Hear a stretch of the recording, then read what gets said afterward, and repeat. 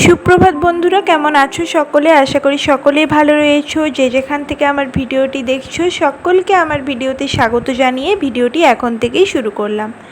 আশা করি তোমরা ভিডিওটা শেষ পর্যন্ত দেখবে, দেখার অনুরোধ রইল। কিন্তু সকালে আজ হলো বুধবার, সকালে উঠে ঘরের কিন্তু কাজ শুরু করে দিয়েছি। ঘড়ির কাঁটায় বাজে ওই 8টার মতো। প্রথমেই যে উঠে যে কাজগুলো থাকে, ওই ঘর মোছা, ঘর ঝাঁট দেওয়া, বাসি কাজ সমস্তটা কমপ্লিট করে স্নান সেরে রান্নাঘরে ঢোকা, তারপর জলখাবার বানানো, এটাই ডেলিকার রুটিন। কিন্তু এই রুটিনগুলোর মধ্যেও আজকের একটা রুটিন আমি চেঞ্জ করেছি। আজকের না, ওই সপ্তাহে একদিন করে আমি রুটিনটা চেঞ্জ করি।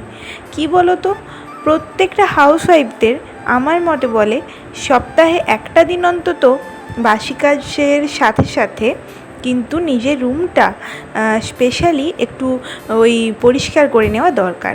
যেমন কি বিভিন্ন আলমারি থেকে শুরু করে ড্রেসিং টেবিল, এছাড়াও আদার্স টেবিল যদি থাকে, টি টেবিল যদি থাকে, কোনো খাট বলো, এই সব আর কি, বিভিন্ন ছোটোখাটো আসবাবপত্রগুলো এক সপ্তাহে একটা দিন অন্তত পরিষ্কার করে নেওয়া দরকার।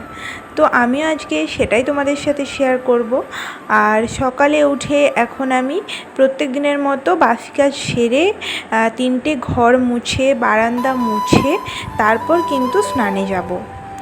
আর এছাড়াও যদি কিছু কাজ থেকে থাকে, এই ধরো একটু মনে হলো একটু বসি, পরিবারের সকলের সাথে একটু গল্প আড্ডা সকালবেলায়। আমি যদিও বা চা খাই না, তবুও ওই আর কি বাবার সাথে, মায়ের সাথে, মায়েরও বাসি বাসন ওইদিকে মাজা হয়ে গেল, আর তারপর আমাদের একটু হাসি ঠাট্টা হলো, তারপর স্নান টান সেরে আবার জলখাবার, আবার রান্নাবান্না, খাওয়া দাওয়া, এইসব আর কি।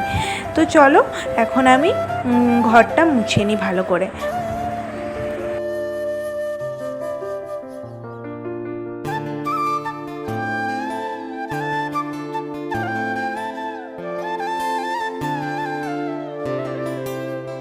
আমি এদিকে ঘর মুছছি আর ওদিকে মা গেছিলো মাছের বাজারে, মাছ নিয়ে চলেও এসেছে। আজকে নিশ্চয়ই মাছ হবে। তারপরেই দেখো এখানে আমার বড়বাবুর 2টো শার্ট আমার কাচার ছিল। তো আমি শার্টগুলো ভালো করে ভিজিয়ে, যেহেতু এগুলো মানে খুবই ভালো শার্ট, তার জন্য আমি এগুলো শ্যাম্পু ইউজ করলাম, শার্টটা ইউজ করলাম না।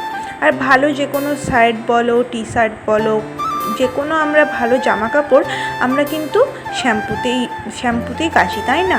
আর নয়তো ইজি ব্যবহার করি, এটাই। তো আমি শ্যাম্পু দিয়েই ওয়াশ করার জন্য ভিজিয়ে দিলাম দেখো বালতিতে। তারপর আমি এখানে আমার ড্রেসিং টেবিলটা ভালো করে মুছে নিলাম, এরপর আমার আলমারিটা মুছে নিচ্ছি। কলিনটা আমি ইউজ করছি, যদিও এগুলো মোছার জন্য সেরকমভাবে কলিনের দরকার হয় না। এগুলো একটু শুকনো কাপড় দিয়ে, সুতির কাপড় দিয়ে ভালো করে একটু চেপে চেপে মুছলেই কিন্তু ধুলোগুলো ক্লিয়ার হয়ে যায়, আমি দেখেছি। আর কলিনটা আমি তাও আজকে ইউজ করলাম। কি মন গেল, অনেক দিন না এই আলমারিটা সেই বাপের বাড়ি যাওয়ার আগে মুছেছিলাম নিজের হাতে, তারপর তো আর নিজের হাতে মোছা হয়নি, তাই আজকে ভাবলাম একটু কলিন দিয়েই মুছি। আর বড়বাবু মা পরিষ্কার করেছিল মোটামুটি। তারপর স্নান সেরে দেখো বাবা এখানে পুজো করছে। আর আমাদের ঝাড়বাতিটা দেখো কত সুন্দর লাগছে, তাই না? এটা কিন্তু আবার কালার চেঞ্জ হয়। বাবা এখন পুজো করছে, বাবা ওদিকে পুজো করছে, আর আমি তখন ভাবলাম যে জামাগুলো মিলে দিয়ে চলে আসি যাই। আর এই বর্ষাকালের সময় এতটা অসুবিধা হয় বন্ধুরা, তোমরা তো নিজেরাও দেখতে পাচ্ছ, কখনো মেঘলা, কখনো বৃষ্টি, আবার কখনো রোদ, কখনো ঝোড়ো হাওয়া, কোনো ঠিক নেই। তো একটু তো রোদ খাওয়াতেই হবে, একটু না রোদে দিলে জামাগুলো তো মানে গন্ধ গন্ধ হয়ে যাবে। একটু রোদটা খেয়ে যাক, তারপর নিচে নিয়ে যাব। আর ততক্ষণ আমি নিচে এসে সিঁদুরটা পরে নিই। স্নান সেরে কিন্তু ঠাকুর প্রণাম সেরে জামা কাপড়টা মিলে এসে সিঁদুরটা পরে নিচ্ছি। দেখো সিঁদুর পরা হয়ে গেল, এবার মা কী করছে যাই দেখি। মা দেখো এখানে স্নান করে এসে সবজি কাটতে বসে গেছে। চাল করে বসে গেছি কাটতে, চান হয়ে গেছে, চুলগুলো উস্কো হুস্কো রয়েছে আর কি। এই যে তাল নিয়ে এসেছি, তো দেখো এই যে 10 টাকা। 10 টাকা নিল, তালও কিনে খেতে হচ্ছে। হ্যাঁ, আর আমাদের ওইদিকে সবাই কুড়িয়ে খায়। হ্যাঁ হ্যাঁ, সেরকম কিছু বাজার করেনি, এগুলো আগের দিনেরই ছিল। আর এখানে ভেন্ডি নিয়ে এসছেন, আর এই এগুলো নিয়ে এসেছি, ছাঁচি পেঁয়াজ। হ্যাঁ ছাঁচি পেঁয়াজগুলো কালকের বাজার, এগুলো কালকের বাজার। ইনসাইড কালকের বাজার, ইনসাইড ইনসাইড কালকের বাজার, ইনসাইড। আর এগুলো আজকের বাজার। হ্যাঁ টমেটো, পেঁয়াজ আর ভেন্ডি, তালটা। হ্যাঁ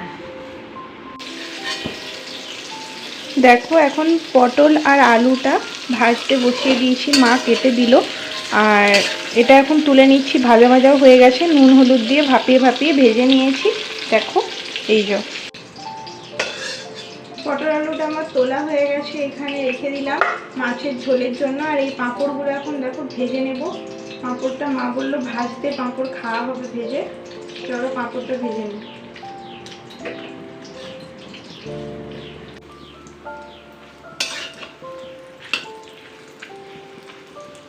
চচ্চড়ি করা হবে তাই পেঁয়াজটা ভাজছি। দেখো এখন পেঁয়াজটা কুচিয়ে নিয়েছি, 5 ফোড়ন দিয়েছি। এরপর মা মশলা বাটবে। আর এই যে দেখো পাঁপড়, 2টো পাঁপড়। আর এইখানে আমার শাশুড়ি মাও পাঁপড় খাচ্ছে।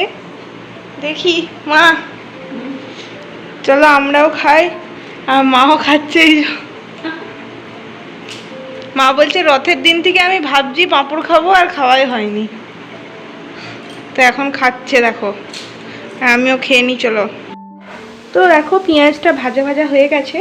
এখন আমি এই যে দেখো এই সবজিটা, আলু, পটল, বেগুন, লাল ডাঁটা, এই সমস্ত কিছু কুঁদরি একসাথে বসিয়ে দেব।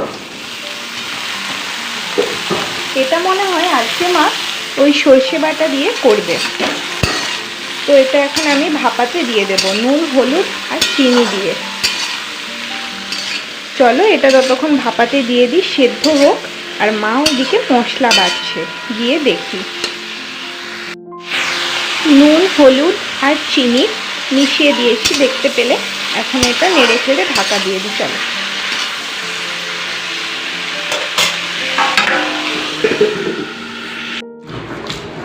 মা এখানে মশলা বাটছে, দেখো কত কিছু নিয়ে।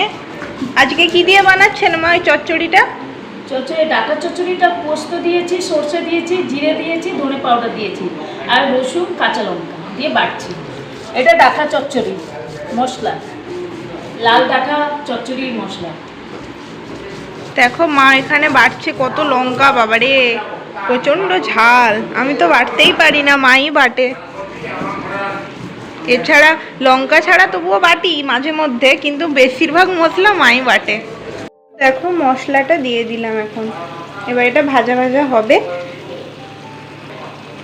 চলো এবার নেড়ে চেড়ে এটা মিশিয়ে দিই। এটা এখন আরেকটু সেদ্ধ হোক, মশলাটা ভাজা ভাজা হোক, আমি আবার ঢাকা দিয়ে দেব।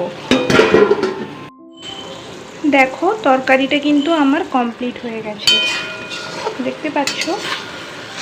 দেখো তরকারিটা একদম রেডি। চলো এখন তরকারিটা একটা অন্য পাত্রে রেখে দিই। এরপর দেখো এখানে মাছের তরকারি হবে, আলু পটল মাছের ঝোল। আর তার কারণেই দেখো এখানে 5 ফোড়নটা আমি তেলের মধ্যে দিয়ে দিলাম। এর সাথে তেজপাতা দেবো আর কাঁচা পেঁয়াজ দেবো। তারপর লাল লাল করে পেঁয়াজটা ভেজে নেব, ব্রাউন ব্রাউন কালার করে। পেঁয়াজ আর 5 ফোড়ন তেজপাতা ভাজা হয়ে যাওয়ার পর দেখো এখানে মা মশলাটা কিন্তু দিয়ে দিয়েছে। এরপর মশলাটা একটু ভাজা ভাজা করে নিচ্ছে। মাই বানাবে মাছের তরকারিটা। তারপর এখানে দেখো মা মাছটা ভাজছে। যেহেতু গ্যাসে আমাদের পেঁয়াজ রসুন এইসব কিছু হয়, কিন্তু মাছ মাংস ডিম এই জিনিসগুলো কিন্তু আমাদের স্টোভে বাইরেই হয়। তার জন্য মা এখন এখানে মাছগুলো কিছুটা ভাজতে দিয়েছে আর কিছুটা রেখেছে সাইডে। আর এইটা দেখো ঝোলটা মা বানিয়েছে আলু পটলের, দেখছো কতটা টেস্টি হয়েছে তাই না? তারপর হঠাৎ করে দেখি মেঘটা কতটা কালো হয়ে গেছে, বাপরে মনে হচ্ছে তো এক্ষুনি বৃষ্টি আসবে। তো তারপর আমি এই মেঘটা দেখেই মাকে বললাম চলুন তাড়াতাড়ি খাওয়া দাওয়াটা সেরে নিয়ে এই সময়, নাহলে তো গরমে পুরো অবস্থা খারাপ হয়ে যাবে, ফ্যান ছাড়া তো খাওয়াই যাবে না। তারপর দেখো ভাত দিয়ে দিলাম বাবাকে দাদাভাইকে। তো আজকে আমি এই তেলটা বানাবো। এই তেলটা আমি আগেও বানিয়েছি, যারা আমার ভিডিও কিছুটা হলেও প্রায় সময় দেখে থাকো তারা দেখবে। এই তেলটা আমি ব্যবহার করার পর 3 মাস ব্যবহার করার পর আমি হেয়ার ফলের যে প্রবলেমটা ছিল সেটা কিছুটা হলেও আমার বন্ধ হয়েছে। আর চুল লম্বা থেকে শুরু করে চুল, নতুন চুল গজানো সব কিছুই। তো এটার জন্য নিচ্ছি দেখো কুড়ি জবা। এটা তোমরা কিন্তু ফোটা জবাও নিতে পারো, লাল জবা। আর ছাঁচি পেঁয়াজ নিয়েছি, ছোট্ট ছোট্ট যে পেঁয়াজ বাজারে পাওয়া যায় সেটা। কারি পাতা নিয়েছি, নিম পাতা নিয়েছি, আর নিয়েছি কেশরতি পাতা।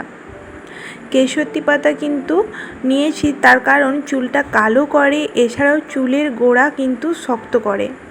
সাদা সাদা ছোট্ট ছোট্ট ফুল থাকে আর এইরকম দেখতে হবে পাতাটা। তো এই কেশরতি পাতাটাও নিয়ে নিয়েছি।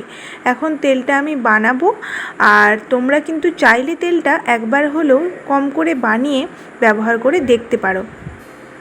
আর এই দেখো মেথি নিয়েছি, কালো জিরে নিয়েছি, আর নিয়েছি অ্যালোভেরা। তো এগুলো দিয়েই আমি তেলটা এখন বানাবো।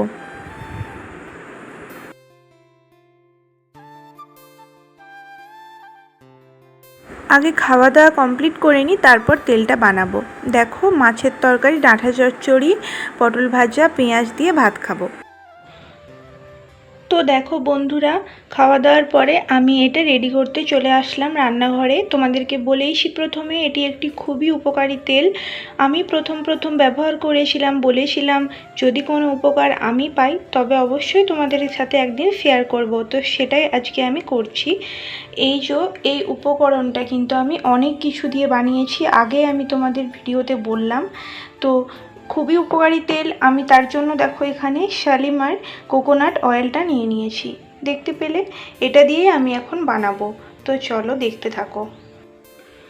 দেখো এখানে আমি নিয়ে নিয়েছি মাঝারি সাইজের যে নারকেল তেলের যে বোতলটা, ওইটা। তো ওটাই আমি এখন এটাতে ব্যবহার করছি। দেখতে পাচ্ছ কোকোনাট অয়েলের বোতলটা। চলো, পুরো তেলটাই লাগবে আমার এতে। মাঝারি সাইজের যে নারকেল তেলের বোতল, ওটা। দেখতেই পাচ্ছ কতটা ভেষজ লাগছে, দেখো। তো ভেষজ উপকরণ এমনিতেই বাড়িতে বানিয়ে আমাদের বিভিন্ন তেলের সাথে আমি মনে করি এই কোকোনাট অয়েলটার সাথে মিশিয়ে ব্যবহার করলে আরও উপকার ভালো পাবে। তো কারো কারো শ্যুট করে, কারো করে না। আমার তো ভালো মতোই শ্যুট করেছে। তো দেখো এটা এখন আমি এই তেলের সাথে মিশিয়ে দিই, চলো।